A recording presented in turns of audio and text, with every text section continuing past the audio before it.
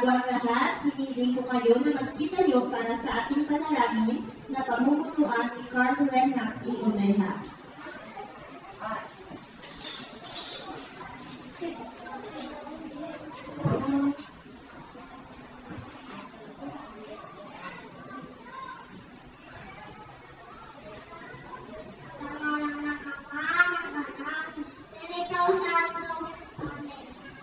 Panginoong Diyos, kami po ay humihingi ng basta sa inyo sa araw na ito.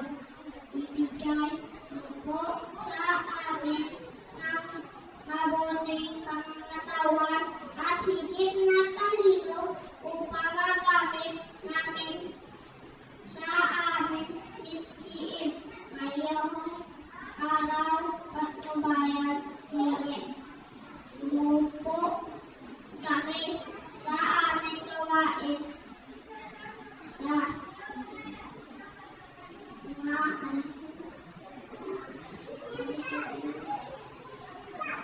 araw na ito. Ay ang gawain. Ito ang matagumpay natin maisagawa sa abot na aming makakayang bastasan mo po ang aming mga hurado at ang mga kalahok sa debate ito. Naway matapos namin ang gawain ito na matiwasay. Ito po ang aming hiling. Sa ngalan ni Jesus na aming kapagligtas. Amen. Sa ngalan ng Ama, ng Anak, ng Espiritu Santo. Amen. Pwede na po kayo magsiupo. Narito po tayo ngayon sa silid-aralan ng ikatlong baitang ng paaralang elementarya ng Lourdes Papa upang pag-usapan ang natipitong usapin tungkol sa kung anong wika ba ang mas nabisang gamitin sa loob ng silid-aralan. Ang unang wika ba na pinagisnan natin? Ang wikang Pilipino ba o Tagalog? O ang wikang Banyaga? Bago tayo mag-umpisa sa talakayan, ipakikilala ko muna sa inyo ang ating mga hurado. Una, siya ang ating relieving teacher. Teacher 3 na siya ngayon at malapit na mag-retiro sa serbisyo. Nais kong ipakilala sa inyo ang unang ating hurado, Ginang Patria P. Acrosta. Ang ating pangalawang hurado ay ang ating school academic coordinator at ang master teacher ng paaralang ito, ang takisig at napakatalinong si Ginoong Joseph M. Tayo. At ang pangatlong hurado natin ay ang ating mabait, maunawain at matalinong tagapayo ng ikalimang gaita na walang iba kundi si Ginang Josephine P. Catani. Nais ko rin ipakilala ang tatlong grupo ng mag-aaral na maglalabas ng kani-kanilang saloobin patungkol sa natipintong usaping K-3 Education Program, aling wika ang mas nabisang gamitin. Ang unang grupo ay grupo ni Ria May na pumapanig sa unang wika o ang wikang Hiligaynon. Ang grupo naman ni Tricia Faye ay pumapanig sa ikalawang wika, ang wikang Pilipino. At ang grupo naman ni Binet na pumapanig sa ikatlong wika, ang wikang Ingles. Okay, pwede na magsupo. At ngayon, tuhayan natin ang debate ng mga mag-aaral sa ikatlong baita.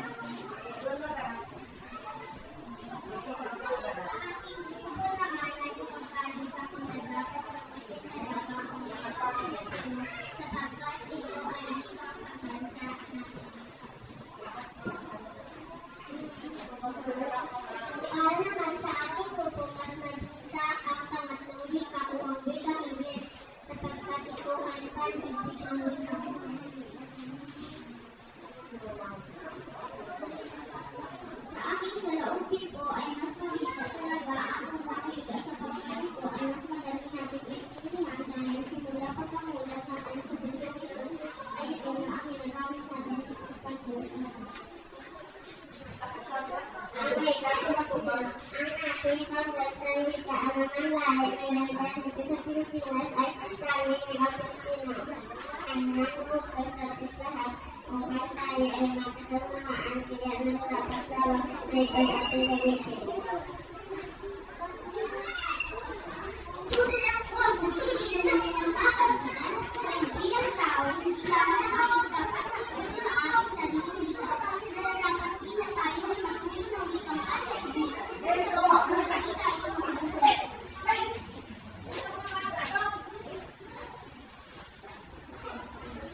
Hindi naman ako sang-ayon sa mga ideya ninyo bilang mamamayan ng kasalukuyang lugar dito tayo nakatira at ang mga kapwa nating tao sa sariling lugar ang ating nakakasama kaya sariling wika, sariling lugar ang pinaka-importante dahil mas madali tayong magkakaunawaan. Kaibigan siya para maunawaan. Kaibigan siya para mas maunawaan ang mabuti hindi sa lahat ng panahon ay sa sariling bayan naman tayo. Kung mapunta ka sa ibang bayan, anong mangyayari sa iyo hindi mo rin alam ang kanilang sariling wika. Kaya nagkaroon tayo ng pambansang wika upang tayong mga Pilipino ay pagbuklodin tungo sa pagkakaunawaan. Ay nako, Melchor, hindi siya. Wala ba ba kayong plano mamasyal sa ibang bansa? Paano ninyo paninagayahin ang mga taga-ibang bansa kapag pumunta sila dito sa ating bansa?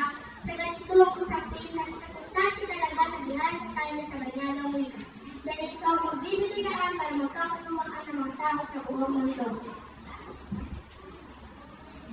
Sa dalawang grupong nakatunggalit namin, hindi pa rin ako kumbinsido na mas mabisa gamitin ng ibang wika kaysa sa wika na aking kinagisnan. Dahil ang importante sa akin ay naunawaan ko ang mga tao sa paligid ko at hindi na ako mahihirapan pa ng pag-aralan ng ibang wika. Hindi sapat siya may nakapitbahanan natin ang ating nakakasalamuha.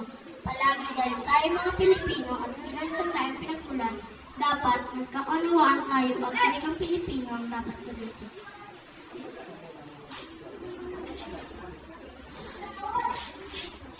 Nakapasarap isipin na kaya natin makipagsalamuha kaninuman sa buong mundo. At para magawa natin ito, dapat bihasa tayo sa wikang Ingles dahil ito ang wikang pandaigdig sa anumang bansa tayo'y mapunta at anumang lahi ng tao ang ating makasalubong ay wala tayong problema dahil sanay na tayo sa wikang banyaga. Punta ako sa ideyang iyan dahil kapag tayo ay bumili sa wikang Ingles, inainta sa mundo at sosyal ang kapag tayo ay mananasan ng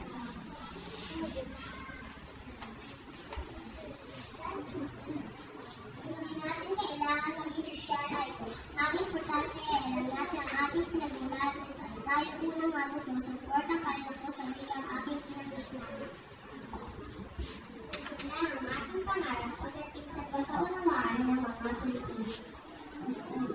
Dahil ako ay Pilipino, kaya sa nais ko apunta sa pagkaunawaan ng mga Pilipino. Kaya suporta ako at dapat natin gamitin ng wikang Pilipino upang mas maging opisyal sa ating bansa ng Pilipino pagdating sa usapan.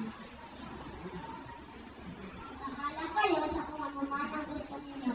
Basta kami, suporta kami na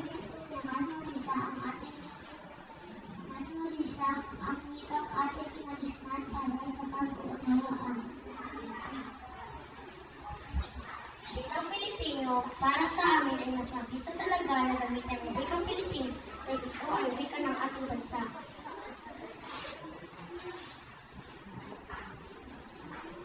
Bilang mga tao sa isang mundo, pinakamabisa talaga na gamitin natin ang wikang Ingles dahil tayo ay isang Pilipinas at dapat tayo mga tao sa kaunawaan. Tama na ang Tagalog, lahat kayo ay may kanya-kanyang punto sa inyong mga ideya. Ang tatlong wika na inyong ipinagtatanggol ay lahat mabisa at importante sa atin at dapat nating matutuhan. Ang unang wika o ang pinagistang wika natin ay importante dahil dito tayo unang natuto at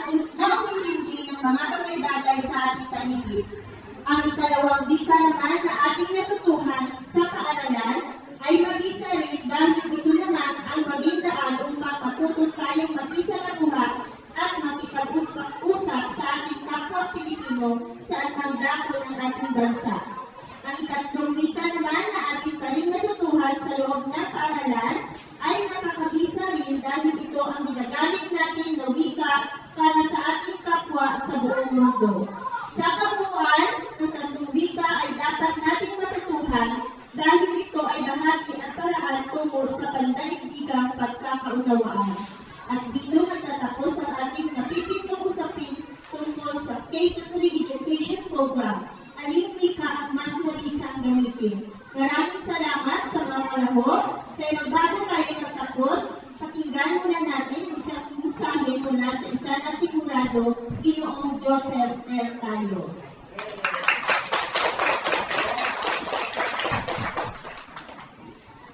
Maraming salamat Ginang Rosel Joy Casquero, ang ating tagapangasiwa ng debate ng ikatlong baitang. Palakpakan natin si Rosel Joy Casquero. Sabi dito, aling wika mas mabisang gamitin? Sa lahat ay naipahayag na ninyo ang inyong salubin na kung kayo ay nasa L1, ibig sabihin ang inyong sariling wika, hindi kayo. At ang L2, yan yung wikang Pilipino na ginagamit ng pangkalahatan lahat ng mga Pilipino. At ang L3 ay ang wikang Ingles na kung saan ipinatanggol din nila kanilang salubin na maiging gamitin din ang wikang Ingles dahil ginagamit sa lahat ng asignatura kagaya ng math, science, at saka ang wikang Ingles. At kung kayo pupunta na sa mas mataas na antas ng ating pag-aaral. So sa inyong mga mag-aaral, talagang napakagaling ninyo at alam ninyo kung paano may pagtanggol ang inyong mga salubin. Kaya sa susunod, kung may debate na mangyayari ulit, ay pilitin natin magsaliksik o mag-research kung ano ba yung dapat natin ipahayag, lalo na sa usapin ito, kung alin ba ang mas nabisang gamitin. Ang pinakamahalaga sa lahat, tayo ay may pagkakaunawaan. Lahat tayo ay kapag nag-uusap, nagkakaintindihan. Maliwanag ba mga bata? Opo, sir! Kung mag-English ka sa kanya, ang mahalaga ay naiintindihan ka niya. Ganon. Kung ikaw naman ay magbibigay nun sa kapwa mo mag-aaral, kailangan naiintindihan niya rin. Ganun din ang Pilipino sa English. Lahat tayo ay nagkakaunawaan. So maraming salamat at binabati kita Ginang Rosel Joy Casquero sa inyong debate sa ikatlong baitang. Magandang umaga muli sa lahat.